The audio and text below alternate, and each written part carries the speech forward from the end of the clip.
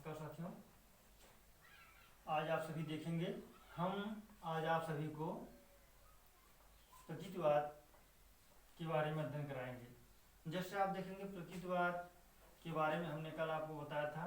आज आपको प्रकृतिवाद का दार्शनिक दृष्टिकोण देखेंगे।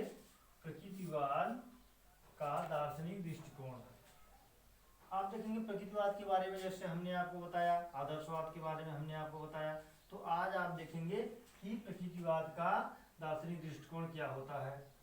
इसमें दार्शनिक दृष्टिकोण से आशय है दर्शन करने से है, और प्रकृतिवाद का आशय क्या है?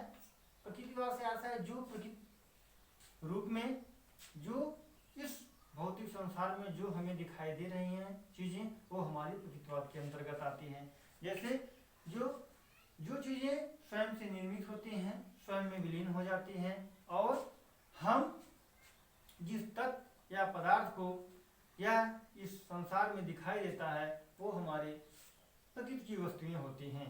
और प्रकृति की वस्तुओं पर मनुष्य का कोई विशेष प्रकार से कार्य नहीं होता है। वह स्वयं से उपजता है, स्वयं से विकसित होता है, स्वयं से कार्य करता है, स्वयं से उसका विकास होता है, और स्वयं में वह स्वतः विलीन हो जाता है। जैसे आप देखेंगे, हमने आपको बताया प्रकृतिवाद के बारे में का दार्शनिक दृष्टिकोण क्या है। जैसे दार्शनिक से आशय दर्शन करने से, दृष्टिकोण से आशय देखने से। जैसे हम जो संसार में, जो इस भौतिक जगत में जो जिन वस्तुओं का, जिन विषयों का हम अपने चक्षुओं द्वारा जो हम दर्शन करते हैं, जो हम दृष्टिपात करते हैं, वो हमारा दार्शनिक दृष्टिकोण कहलाता है। जैसे आप देखेंगे कि इस दार्शनिक दृष्टिकोण के अंतर्गत बहुत सारी चीजों को सम्मिलित किया गया है, जिसमें से आपका पहला पॉइंट आप देखेंगे, प्रकृतिवादियों के अनुसार मनुष्य इंद्रिय एवं विभिन्न शक्तियों का समन्वित है। प्रकृतिवादियों के अनुसार मनुष्य इंद्रियों एवं विभिन्न शक्तियों का समन्वित रूप है, क्योंकि व्यक्ति जैसे इंद्रियों के आधार पर ही जो क्रियाएं करता है, जो कार्य करता है। आप जो हमारी इंद्रियां हैं, ये विभिन्न शक्तियों का एक मिला जुला रूप है। जैसे हमारी इंद्रियां हैं, इंद्रियों में हमारे आप देखेंगे जैसे आँख, कान, नाक, जीभ, त्वचा इत्यादि जो हमारी इंद्रियां हैं, ये मनुष्य की शक्तियों का एक सहयोग के रूप में कार्य करती हैं, या इसके आधार पर, सहयोग के आधार पर इस इंद्रिय जनित क्रियाएं जो होती हैं वह मनुष्य की शक्तियों का द्योतक मानी जाती हैं। ये हमारा दार्शनिक दृष्टिकोण में पहला पॉइंट है कि मनुष्य के अंदर जो इंद्रियां हैं, जो शक्तियां हैं, ये जो मिल करके कार्य करते हैं। जो हमने आपको बताया कि हमारे जो ज्ञान इंद्रियां हैं, आँख, कान, जीभ, त्वचा इत्यादि जो भी हमारी इंद्रियां होती हैं, ये हमारी शक्तियों का एक मिला जुला, जब हमारी शक्तियां काम करती हैं या हम किसी कार्य को करते हैं, तो हमारी इंद्रियां ही शक्तियों के माध्यम से ये कार्य करती हैं। ये हमारा पहला पॉइंट है। दूसरा पॉइंट है, यह प्रकृति का खेल है। प्रकृति के खेल से क्या आशय है? क्योंकि प्रकृति के बारे में हमने आपको बताया, प्रकृतिवाद के बारे में बताया, इस भौतिक जगत के बारे में बताया, और आपको आदर्शवाद और प्रकृतिवाद के बारे में बताया। जैसे हमने आपको आदर्शवाद और प्रकृतिवाद के बारे में जैसे हमने आपको अध्ययन कराया है कि ये जो है प्रकृतिवाद और आदर्शवाद, ये दोनों एक दूसरे से भिन्न होते हैं। क्योंकि प्रकृतिवाद यह भौतिक जगत को प्राथमिकता देता है, आदर्शवाद आध्यात्मिक जगत को प्राथमिकता देता है। तो प्रकृति में जो हमें चीजें दिखाई दे रही हैं, जो वस्तुएं हमें, जो हमें प्रत्यक्ष रूप में स्वयं से विकसित हो रहा है, या क्या है? प्रकृति का खेल है। क्योंकि व्यक्ति जो स्वयं से होता है, उसमें किसी का रोल नहीं होता है, स्वयं से कार्य होता है, वह प्रकृति की देन होती है। व्यक्ति कहते हैं समाज में, समाज कहता है कि यह प्रकृति की देन है। प्रकृति की देन से क्या आशा है कि उसमें किसी का रोल नहीं होता है, किसी की कोई सहयोगिता नहीं होती है, किसी की कोई सहभागिता नहीं होती है, वह स्वयं से होता है। वह आपका प्रकृति का खेल होता है। दूसरा पॉइंट है, तीसरा है समन्वित सृष्टि में नियम विद्यमान होते हैं। आप देखेंगे संपूर्ण सृष्टि में नियम विद्यमान होते हैं। इस संपूर्ण संसार में जो सृष्टियां होती हैं, जो विकास होते हैं, जो पनपते हैं, ये नियम स्वयं से विद्यमान होते हैं।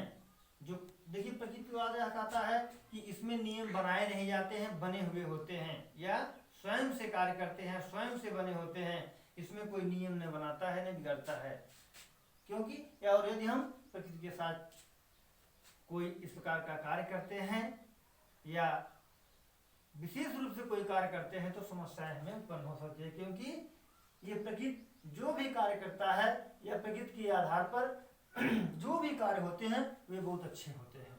इसलिए इसमें संपूर्ण सृष्टि में नियम विद्यमान होते हैं। किस आधार पर विकास होना है, किस आधार पर पदार्थ कार्य करेगा, किस आधार पर वह विकसित होगा, वह स्वयं से होता है। और संपूर्ण सृष्टि में उसे जिस भी प्रकार से कार्य करना है, जिस भी प्रकार से उसे विकास होना है, वह प्रकृति में नियम स्वयं से बने हुए होते हैं या स्वयं से निर्मित हुए होते हैं। चौथा पॉइंट आप देखेंगे, सब कार्य नियमानुसार होते हैं। प्रकृतिवाद यह कहता है कि इसमें सब कार्य नियमानुसार होते हैं। देखिए आदर्शवाद में सब कार्य नियमानुसार उसमें होते हैं, लेकिन वह स्वयं से निर्मित होते हैं, स्वयं से बनाए जाते हैं, या उसे हम आप सभी आदर्शवाद में किसी पाठ्यक्रम, किसी उद्देश्य की प्राप्ति या किसी चीज का निर्माण हम उच्च आदर्शवादियों के अनुसार करते हैं, उसके आधार पर हम कार्य करते हैं। लेकिन प्रकृतिवाद में ऐसा नहीं होता है। प्रकृतिवाद में जो भी कार्य होते हैं प्रकृति के रूप में, जो कार्य नियमित होते हैं, जो कार्य बने हुए होते हैं, जो कार्य विद्यमान होते हैं, उसके आधार पर ही प्रकृति में कार्य होता है। आप देखेंगे चौथा पॉइंट है, पांचवा पॉइंट है, इसलिए मनुष्य भी नियमाधीन है। इसलिए मनुष्य क्या है? नियम के अधीन है। वो बिल्कुल स्वयं नियमबद्ध है। व्यक्ति पृथ्वी पर जन्म लेता है तो उसका विकास संभव है। वह हम यदि उसे कोई आदर्शवाद के रूप में कार्य नहीं करवाते हैं या हम उसे कोई योजनाएं नहीं बनाते हैं, किसी कार्य को बालक करता है तो उसमें भी बालक का विकास होता है और प्रकृतिवाद में भी बालक का विकास होता है। उसमें हर नियम कानून विधि सम्मत तरीके से बनाए जाते हैं, योजनाएं बनाई जाती हैं, उसके आधार पर कार्य किए जाते हैं, लेकिन उसमें भी विकास होता है, अधिगम होता है, सामाजिक विकास होता है, सारी क्रियाएं होती हैं। और प्रकृतिवाद में भी इस प्रकार के नियम कानून जो है पहले से निर्मित होते हैं, स्वयं से बने हुए होते हैं और उसके आधार पर ही सब कार्य एक क्रमबद्ध रूप में या नियमित रूप से इस प्रकृतिवाद में भी कार्य होते हैं। और इस नियम में आदर्शवाद का कोई रोल नहीं होता है या उसका कोई योगदान नहीं होता है। यह प्रकृतिवाद स्वयं से कार्य करने के लिए बाध्य होता है और इस भौतिक जगत में, इस सांसारिक जगत में जो कार्य होते हैं, जो विकास होते हैं, जो विलीन होते हैं, जो स्वयं से निर्मित होते हैं, ये सारी क्रियाएं सब कुछ ये प्रकृतिवाद के अंतर्गत ही आती हैं।